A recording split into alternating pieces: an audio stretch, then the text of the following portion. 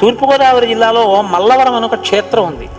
అక్కడ సుబ్రహ్మణ్యుడు, ప్రత్యక్ష సుబ్రహ్మణ్యుడు, ఇంతలా పాము కోనేటిలో స్నానం చేసి శివలింగాన్ని చుట్టుకుని ఉంటుంది.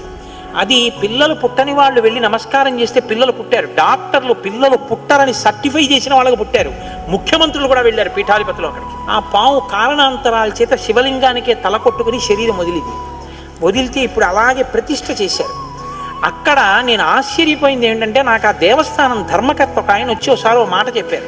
బిడ్డలు పుట్టరు అని డాక్టర్లు చెప్పేసినటువంటి వాళ్ళు సుబ్రహ్మణ్య షష్ఠి నాడు ఈ దేవాలయం వెనకాల పడుకుంటారు, వచ్చి బోర్లా పడుకుంటారు ఆడవాళ్ళు.